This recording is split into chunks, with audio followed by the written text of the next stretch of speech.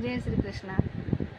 आओ बेना, आज आपा अश्विन कृष्ण पक्ष में आना वाली इंदिरा एकादशी के बारे में चर्चा केरा ध्यान समझो। या जो इंदिरा 11 है यह अपना पितृ मोक्ष के लिए करी जा है।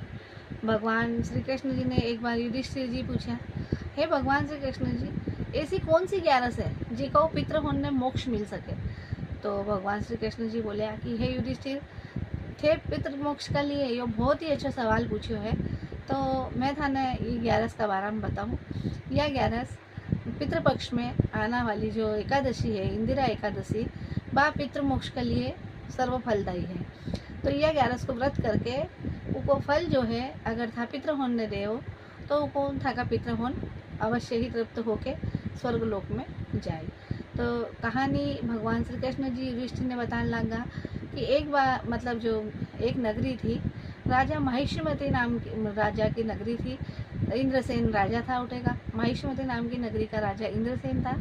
और वह इंद्रसेन राजा जो था वह की मतलब वह को एक ही थोक वह भगवान विष्णु का बहुत बड़ा भक्त था। तो विष्णु भगवान का आशीर्वाद हुआ कि नगरी में सब बात के आनंद मंगल था, वो सब बात की कोई मतलब दिक्कत ही नहीं ही। तो भगवान एक बार 11 को उपास करता है, व्रत करता, पालन करता, सब अच्छू करता है। और भगवान विष्णु का बहुत बड़ा भक्त था। तो भगवान विष्णु की व्याख्या ऊपर मतलब अपार कृपा ही। तो एक बार कई लोग विष्णु अपना नारद जी यमलोक गया। तो वे जो मतलब राज्य यम की सभा में गया। यम की सभा में गया तो उठे देखा तो राजा इंद्रसेन का पिताजी पूरा विराजमान था यम की सभा में। तो नारद जी तो अब देखो खुद वह सर्व ज्ञाता है। तो वे जैसे ही वे राजा ने देखा तो वे राजा यमराज ने सवाल पूछा, बोले ये राजा तो बहुत ही मतलब दानी है और सब बात संपन्न है। ये तो यहाँ का समय में बहुत दान धर्म पुण्य, और यहाँ की जो नगरी है महिष्मती नगरी, वह नगरी भी बहुत बढ़िया नगरी है। यहाँ कभी कोई बात की दिक्कत हुई नहीं है। राजा भी धर्मात्मा है।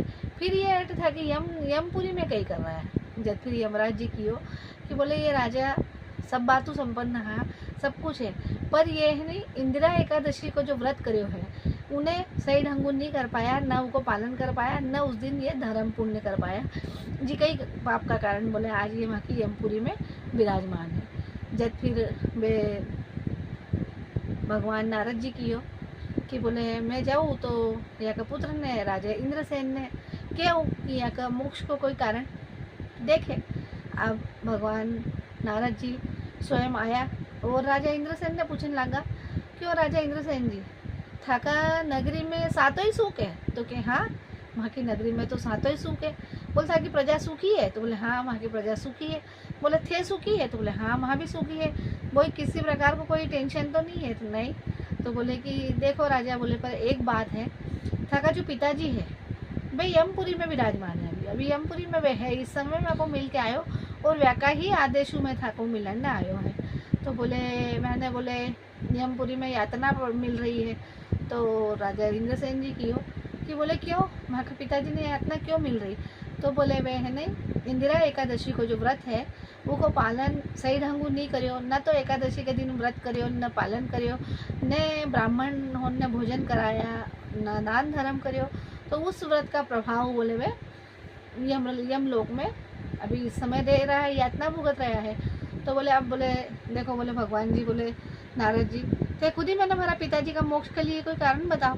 तो बोले देखो, भगवान युधिष्ठिर जी ने कृष्ण जी बोलिया है इंदिरा एकादशी को व्रत करना को, तो था भी था का पिताजी का निमित्त। तो बोले इंदिरा एकादशी को व्रत करो, उनको पालन करो, और जो भी यथाशक्ति अपना घर में जो भी है उनको दान धर्म था का पिताजी का निमित्त हूँ।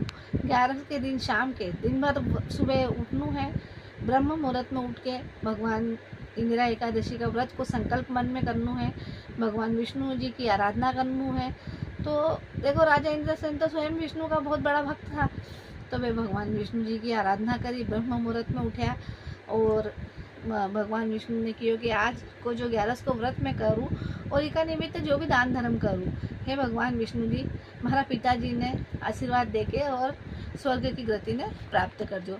भगवान विष्णु को बे दिन 11 को उपास करियो, इंदिरा एकादशी को व्रत करियो। एकादशी को व्रत करके मैं कहूँ जो भी फलाहार है, भोजन है, जो भी है, ब्राह्मण देवता ने सबने करवा के, और जो जितो आपको दान धर्म पुण्य बने हो, पिताजी का निमित्त दान धर्म करके, और उनको फल जो इंदिरा एकादशी को व्रत को फल हो वो का पिताजी ने दियो।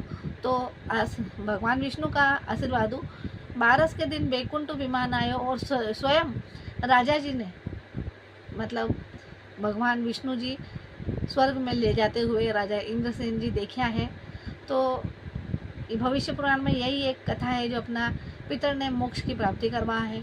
तो अगर अपना मतलब उपास करना को मतलब यो है, फल देना को मतलब यो है कि अगर किसी भी योनि में अपना पितर इस समय अगर भटकता हो तो या इंदिरा एकादशी को व्रत करके और वह का निमित्त जो भी था दान धर्म करो।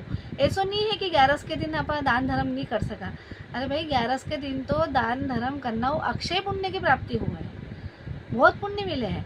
11 के दिन व्रत करने के बाद 12 के दिन तो धर्म सभी करे, पर 11 के दिन भी धर्म करना चाहिए। आ नहीं है कि 11 भूखो बाहर है तो वहाँ धर्म नहीं करा। भाई 11 तो धर्म का लिए ही बनी है। तो 11 के दिन जो भी था पितृ होने का लिए जो भी व्रत मतलब दान धर्म करो वो था का पितृ होने निश्चित रूप आड़ो आई और मैंने मोक्ष की प्राप्ति हुई। तो पितृपक्ष में आने वाली 11 के दिन पितृ का मोक्ष के लिए यो उपवास जरूर करना चाहिए, और अपना 11 को व्रत को फल लेके अपना पितृ होने मोक्ष की प्राप्ति जरूर करवानी चाहिए। बोलो जय श्री कृष्ण।